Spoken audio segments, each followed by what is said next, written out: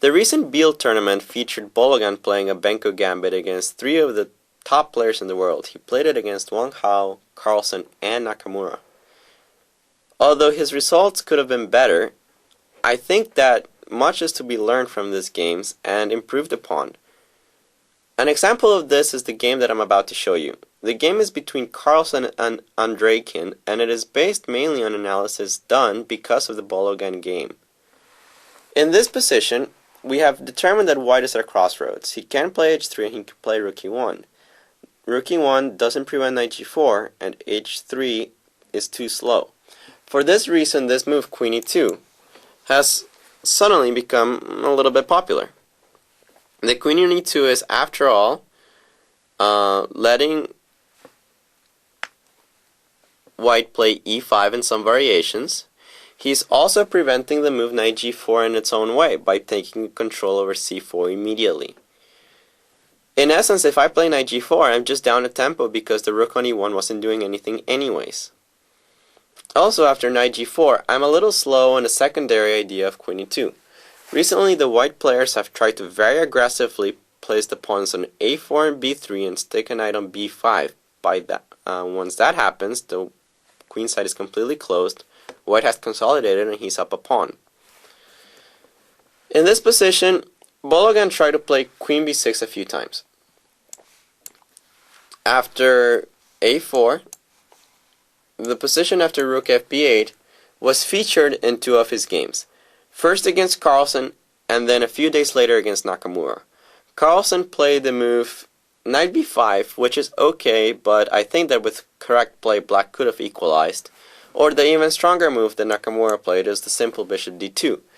The problem is that the queen on e2 and the bishop on d2, there is no defense on b2. And it seems very natural for black to target it. But if b2 cannot be captured, then why are you targeting it at all? The queen cannot take on b2 because after queen b2, rook b1, queen a2, rook a2, the queen is trapped. Very unfortunate, but that's how chess works. For this reason, and it becomes a little obvious, that the queen is actually very misplaced on b6 because it's not actually pressuring b2 in many variations, it's just going to get trapped. Therefore, Andreikin comes up with the correct idea of putting the queen on a5. Now, the queen on a5 is always a useful square. The queen on a5 is pressuring c3, it's pressuring a2, it's threatening a6, it's doing all the good stuff. But on this case, when I put my rook on b8, I will be able to pressure the b2 pawn properly. Carlsen decides that the queen on a5 also has its own drawback. Remember that I mentioned in the previous clip that putting a queen on b6 is very useful against the e5 breakthrough because it allows me to play queen d6 in many variations. For example, had Carlsen played e5 against Bologan after queen b6, Bologan would have had the choice to play queen d6 in almost every line, and the trade of queens would have yielded absolutely nothing for white. In this position, however, Carlsen is able to play e5 immediately. There is no reason to despair though. After pawn takes, knight takes, knight takes, queen takes, rook a7 allows black to set up a very normal and very standard Benko style play in which you defend the e7 pawn with your rooks and transfer the rest of your pieces to pressure the weak pawns. Remember that in this case specifically, d5 is also very weak. The game continued rook d1, and after rook d8, queen e2, rook d7, pretty much we see that e5 was really not all that dangerous. d5 is hanging, and it's very difficult and uncomfortable to defend, not to mention that there has been no improvement whatsoever on the queen side. It hasn't been allowed to play a4, not to play b3, none of these resources have actually worked.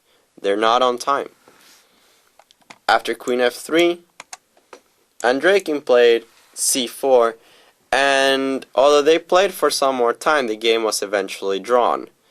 I want to stop here because actually only black can be better in this position. The d5 pawn is going to hang on the next move, and once that happens, all the pressure on the queen side is still on. Carlsen saved himself because he's Carlsen. He's a very resourceful player, but although he was, as always, trying to win, it was Andreikin that turned the tables and was trying to win for most of the endgame. You might be asking yourself, well, what if White doesn't play e5? What if they go for the more natural a4 idea? I actually tried to do that recently in a relatively important game and played e4.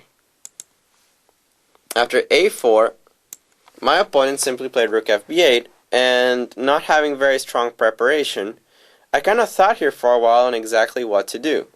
Now the problem is that, unlike the Bologan game in which he played against Nakamura, I cannot really play bishop d2. There is a tactical nuance, and I will show you, but it's not a particularly attractive prospect. So what do I play in this position?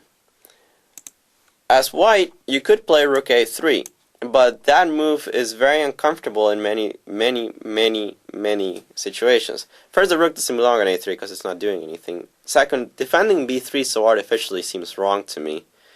And third, once I do get b3 and the rook is actually stuck on a3. A very simple way of continuing, for example, would be rook b4, b3. And since white's only idea in this position is to play knight b5, make sure that to keep some pressure on the e4 pawn and just ask white what he wants to do. A very good way of continuing to me seems to be queen d8 with queen b8 following, pressuring that b3 pawn. If you want to play queen a6 and exchange queens as usual, it's possible, but be advised that the light squares are not as weak as they are usually when white has not played a4 and b3 yet, and I do have a knight on e5. In the game I decided to play bishop d2. Sorry, I didn't play rook a3. That's what's going on. I played bishop d2 in this position, but my opponent saw through my tactics and just got a perfectly playable game after rook takes b2, knight d1, rook takes d2, knight takes d2.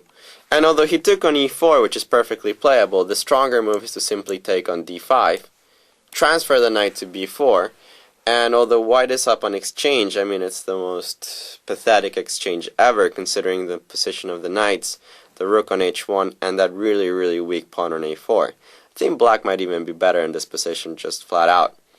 Knight e4 was also enough to win the game, actually. Well, I did play pretty terribly.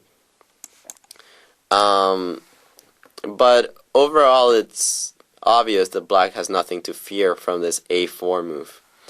I think the ball is currently in white's court. This queen e2 idea with trying to set up some kind of fortress on the queen side as quickly as possible is natural. It is good, but I don't see specifically yet how he is going to build up that fortress because there are just too many weaknesses being left behind. Since e5 seems to not work thanks to this Carlsen Andreikin game, it's up to white to try to find an advantage in the artificial castling variation.